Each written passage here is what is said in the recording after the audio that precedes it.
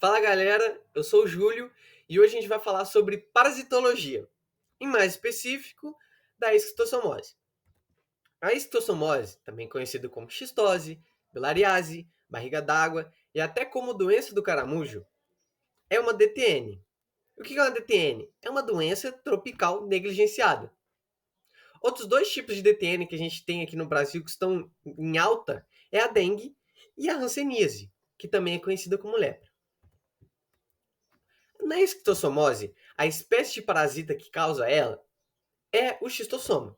No caso do Brasil, é o Xistossoma mansoni, que é da classe dos plateumintos, por ser um parasita achatado, é da família da trematoda, por ter ventosas, é um parasita heterocênico. O que é isso?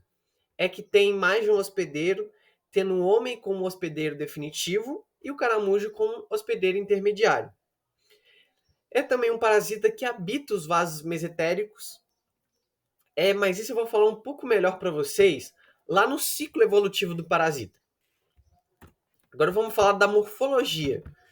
A morfologia do ovo do parasita tem uma característica que só ele tem, que é ter o espículo, que é como se fosse um espinho, que para o parasita dá algumas vantagens para ele.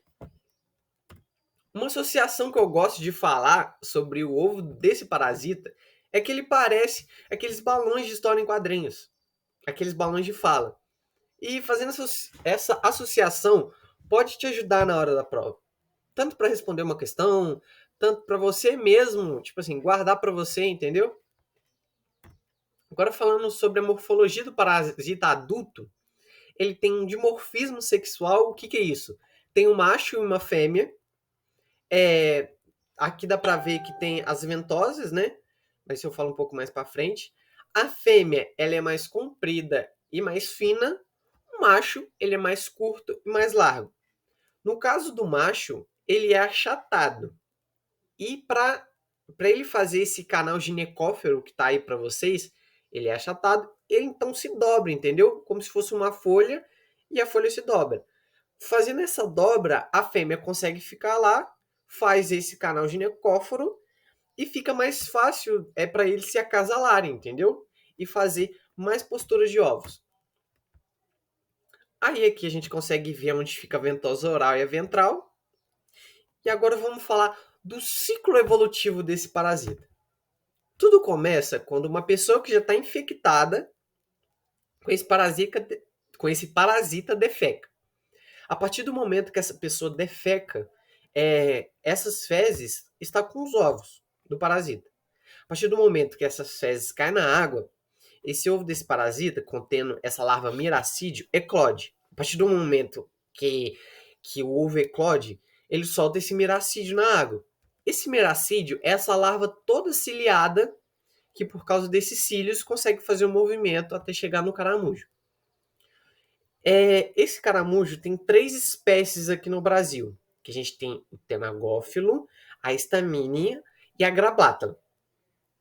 Esse caramujo, ele consegue soltar uma substância chamada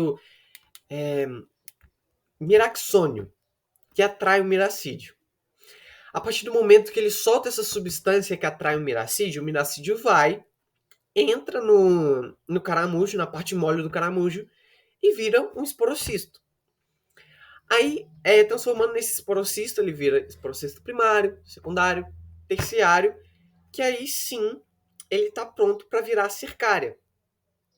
Essa cercária é essa larva que tem essa cauda bifurcada que ajuda ela a se locomover na água. Essa, essa cercária, quando está muito quente e tem luz solar incidindo ela ativa uma enzima proteolítica que produz uma enzima proteolítica que não infecta, ela rompe a pele, caindo assim na corrente sanguínea. A partir do momento que a cercária entra na corrente sanguínea, ela perde essa cauda. E ela não é mais chamada de cercária. Ela começa a chamar esquistossômulo. Esse esquistossômulo, quando entra na corrente sanguínea, ele vai para o pulmão, que aí vai para o fígado e que no fígado ele atinge a maturidade sexual, que aí sim vai para os vasos mesentéricos. Nos vasos mesentéricos, aí sim o macho e a fêmea se acasalam e fazem a postura dos ovos. A partir do momento que eles fazem a postura dos ovos, esses ovos do esquistossoma, ele rompe a parede dos vasos mesentéricos e cai nas fezes. Assim, fazendo esse ciclo evolutivo todo de novo, entendeu? Mas no caso, só um terço dos ovos cai nas fezes. Os outros 2 terços cai de novo na corrente sanguínea e vai para todas as partes do nosso corpo. Aí eu vou falar um pouquinho mais na patogenia, o que pode causar.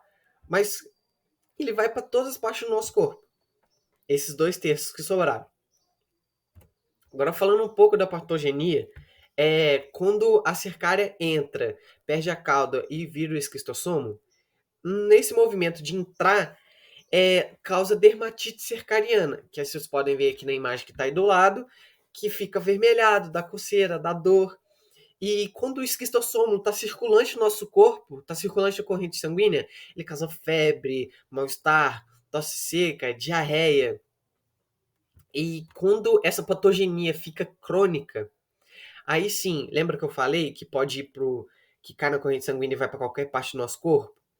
Pode ir para o fígado, para o baço, então aumenta o volume, causa endurecimento, causa emagrecimento, causa hemorragia, porque, tipo assim, fura a parede dos vasos, entendeu? Rompe a parede dos vasos, causa ascite, que é aquela barriga d'água, aquela barriga inchada, aquelas varizes. Se caso for para o cérebro, pode causar neuroesquistossomose.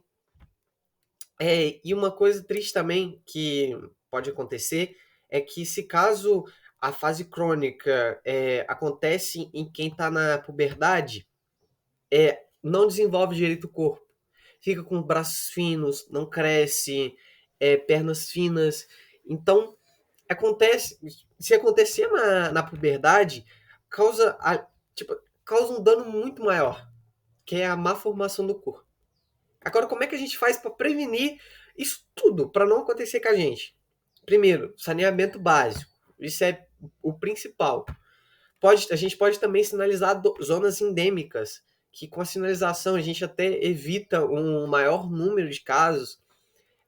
A educação, falar para as crianças, educar as crianças, não pode mexer com água que você não sabe o que é, não pode entrar, não só para as crianças, para a população inteira, entendeu? E uma coisa que a gente pode fazer também é combater com predadores. No caso, se a gente combater o caramujo, não tem a doença. Então, se a gente, por exemplo, se a gente coloca o baiacu, que é um peixe de água doce que come o caramujo, a gente consegue, tipo assim, abaixar muito os índices da doença. E é isso. Muito obrigado para você que assistiu a aula e falou!